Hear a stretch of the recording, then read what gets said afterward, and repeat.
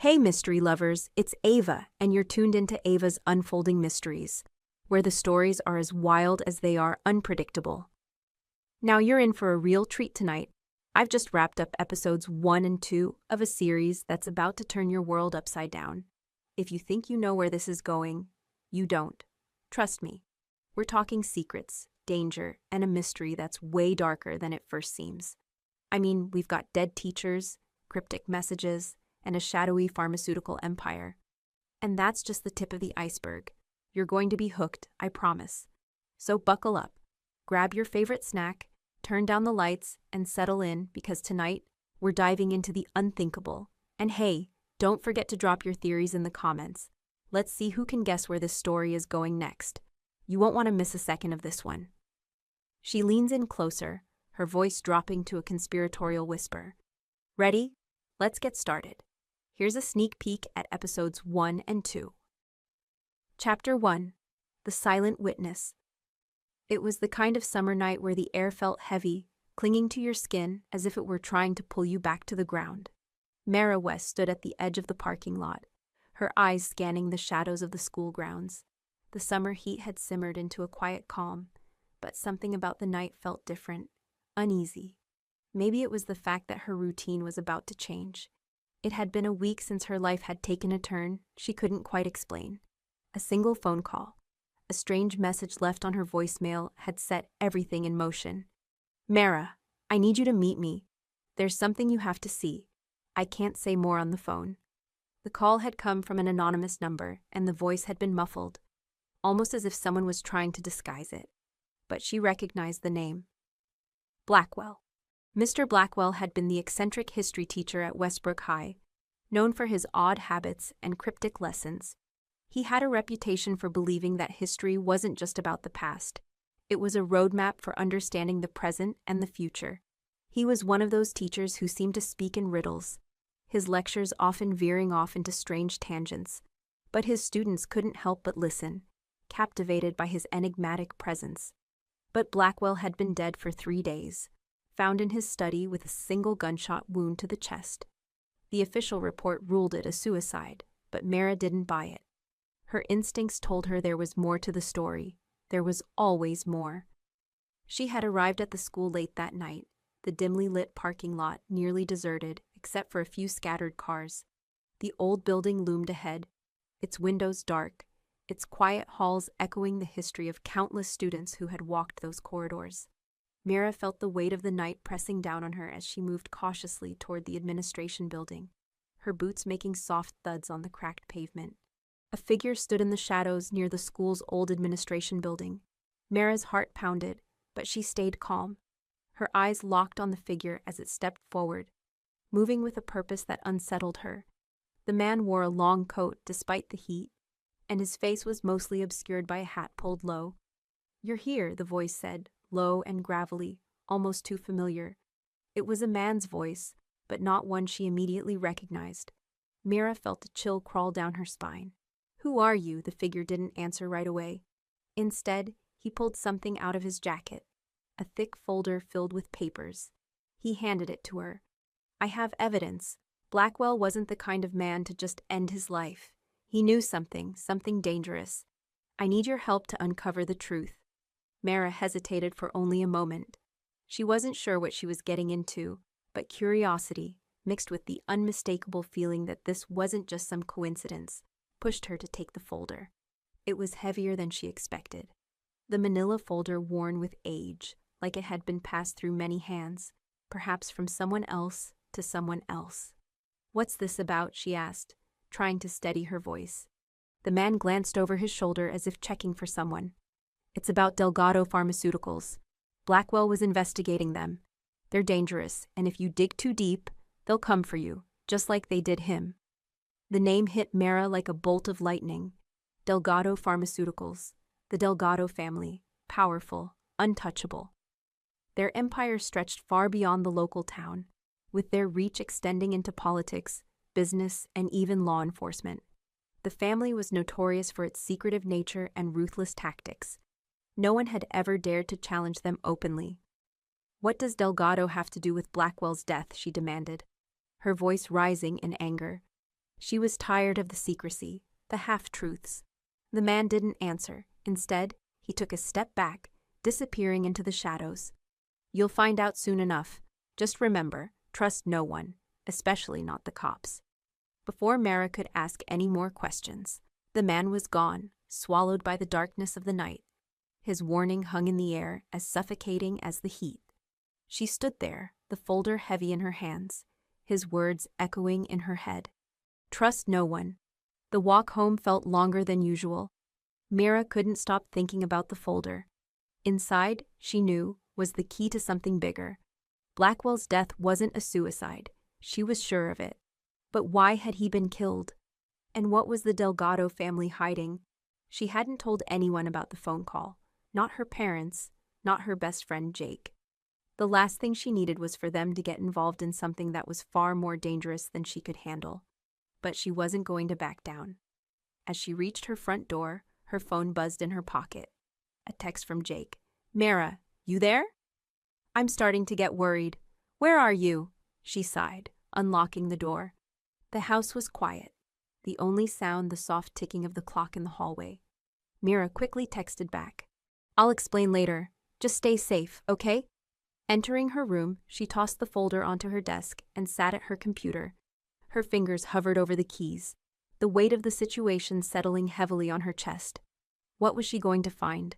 Who was Blackwell really, and why had he died so mysteriously? The questions piled up in her mind like an endless stack of files. But one thing was clear, this wasn't going to be some simple case to solve. It was much bigger than she could have imagined. Her phone buzzed again. This time, it was a number she didn't recognize. "Unknown number. You've been warned. Stay away from Blackwell's case, or it'll be your last mistake." Mara froze, the hairs on the back of her neck standing up. Whoever was sending these messages was watching her.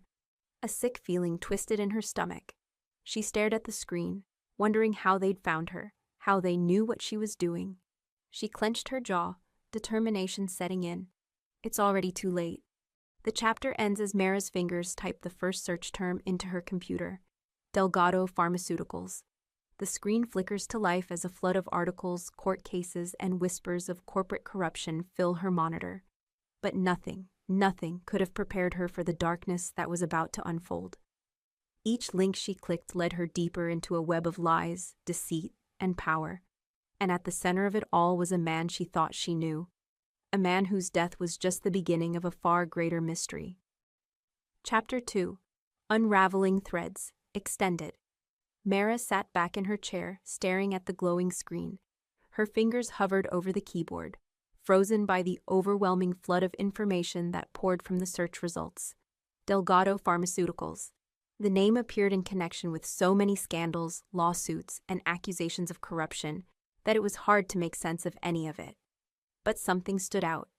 An old article, buried beneath newer headlines, caught her eye.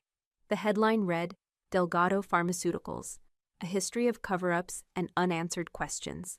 Mara clicked it, the anticipation building in her chest. She had to know what Blackwell had uncovered. She had to know what the Delgado family was hiding. The article, dated back nearly a decade, detailed a series of investigations into the Delgado family, accusing them of manipulating drug trials, bribing government officials, and even engaging in illegal experiments on vulnerable populations. The more she read, the clearer it became that the Delgados were untouchable. Their influence stretched far beyond Westbrook, into national politics, the medical community, and even law enforcement. Anyone who tried to take them on was silenced, one way or another. Mara's mind raced. This is bigger than I thought. She skimmed through the article, looking for something that might connect Delgado Pharmaceuticals to Blackwell's death. There had to be a link, something that would explain why he was killed. And then, at the very bottom of the page, a name jumped out at her. Elias Delgado. Elias was the head of Delgado Pharmaceuticals, a man who had built an empire from the ground up. His name was synonymous with wealth, power, and secrecy. But what caught Mira's attention wasn't the article's description of him as a ruthless businessman. It was the fact that Elias Delgado had once been a student at Westbrook High. Mara felt a chill crawl up her spine. Blackwell knew him. It all started to piece together in her mind. Blackwell, the eccentric teacher, had spent years digging into the Delgados. He had always been fascinated by the corrupt power structures that shaped history, and he had certainly known enough about Delgado Pharmaceuticals to make him a target. If he was on the verge of exposing something, it could explain why he had died so suddenly. But why would he reach out to her? What was it that made Mira, of all people, the one he chose to carry this burden? She leaned forward, her eyes scanning the screen for more clues. She needed to know if Blackwell had ever crossed paths with Elias Delgado again after graduation. It didn't take long before she found an old newspaper article from the town's archives. Local history teacher Blackwell visits former classmate Elias Delgado at Delgado Pharmaceuticals headquarters. The article was vague, but it made one thing clear. Blackwell had gone to see Elias Delgado a year before his death. The visit had been brushed off as a friendly reunion between old schoolmates. But now, knowing what Mara knew, she couldn't shake the feeling that something far darker had transpired during that meeting. It was too convenient that Blackwell had died not long after. Mira sat back in her chair, the weight of the mystery pressing down on her. She needed more. There had to be someone else who knew what had happened. Someone who could help her piece this puzzle together. Her phone buzzed, breaking her focus. She glanced at the screen. Jake. I'm really starting to get worried. You're acting different. Just tell me what's going on. Mira sighed. She had been dodging Jake's questions for days now, but she knew she couldn't keep avoiding him forever. She had to explain, but how could she? How could she tell her best friend that she was investigating the suspicious death of a teacher, one that led to a corporation with ties to corruption and murder? She typed a quick reply, careful not to reveal too much. I'll tell you everything when I can. Just stay out of it for now, okay? Her phone buzzed again almost immediately. Jake. You're scaring me, Mara. Please just stay safe. Mara bit her lip, frustrated. He didn't understand, no one did. But that didn't matter. What mattered was finding the truth. She couldn't let fear or hesitation stop her now. There was no turning back.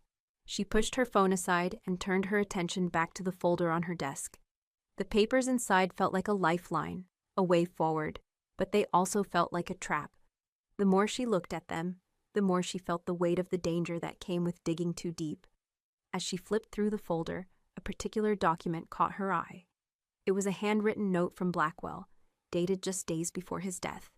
The writing was rushed, barely legible, but Mara could make out a few key words. Elias Delgado, threat, secret files, and must be stopped. Mira's heart raced. Was this the final piece of the puzzle? Had Blackwell discovered something so dangerous that he had to act alone, knowing it might cost him his life? If I could just find those files, she thought, I could prove Blackwell was right. I could expose them, but where were they? And who else was looking for them? She glanced around her room, searching for something, anything that could point her in the right direction. The more she thought about it, the more she realized that the files could be anywhere. Blackwell's house, his classroom, even the old library at the school. He had never seemed to throw anything away. But how was she supposed to find them? Was she just supposed to start digging around until she got lucky? She rubbed her temples in frustration. I can't waste time like this. She had to be smarter. There had to be a trail, something concrete she could follow. Suddenly, the familiar sound of her phone buzzing again snapped her out of her thoughts. She glanced at the screen. Another unknown number. Her stomach tightened. Unknown number. You're getting too close. Stop digging, or you'll regret it. Mara's hand shook as she set the phone down. Her mind was racing, but one thought kept repeating itself like a mantra. They know. The Delgados knew she was getting too close, and they wouldn't stop until she was silenced. She stood up, taking a deep breath. The path ahead was unclear, but one thing was certain. She had to push forward, no matter the cost. Her mind was already racing ahead, thinking of the next step. The folders, the papers, those were just clues. But what if the real answers were hidden in Blackwell's own belongings? His house, perhaps.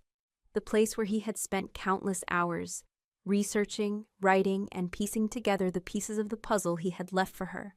Mira hesitated for a moment, feeling the weight of the decision settle over her.